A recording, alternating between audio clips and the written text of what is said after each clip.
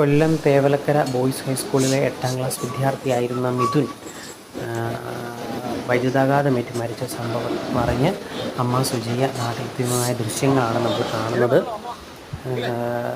സുജയെ എയർപോർട്ടിൽ സ്വീകരിക്കുവാനായിട്ട് ഇളയ മകൻ സുജിനും അതുപോലെ തന്നെ ബന്ധുവും എത്തിയിരുന്നു. പോലീസും അതുപോലെ തന്നെ മാധ്യമപ്രവർത്തകരും സ്ഥലത്തുണ്ടായിരുന്നു. വളരെ ഖേദകരമായ ദൃശ്യങ്ങളാണ് നമ്മൾ കണ്ടുകൊണ്ടിരിക്കുന്നത്.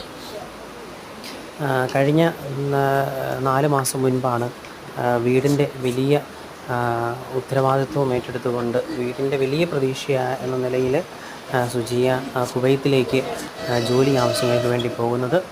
മക്കളെയും പഠിപ്പിക്കുക എന്നുള്ളതായ വലിയ ലക്ഷ്യമായിരുന്നു സുജിയയ്ക്കുണ്ടായിരുന്നത്. മൂത്ത മകനിലൂടെ കുടുംബത്തിൻ്റേതായ പ്രയാസങ്ങൾ നീങ്ങുമെന്ന് സുജിയ കരുതുന്ന ആ ഒരു വലിയ പ്രതീക്ഷയാണ് നഷ്ടമായത്.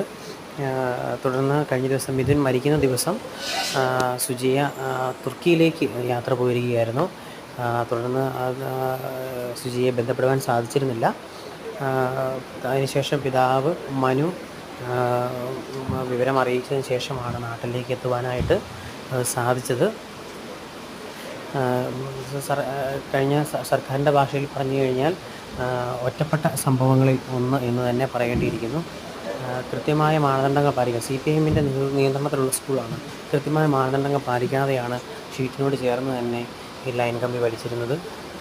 കുരുന്നുകളാണ്, അവർക്ക് ചിലപ്പം കയറിയെന്നിരിക്കും, പക്ഷേ അതിനുള്ള സംരക്ഷണം ഒരുക്കേണ്ടതുണ്ടായിരുന്നു. എന്തായാലും സങ്കടകരമായ കാഴ്ചയാണ്. ഒരു കുടുംബത്തിൻ്റെ വലിയൊരു പ്രതീക്ഷയാണ് അറ്റുപോയത്.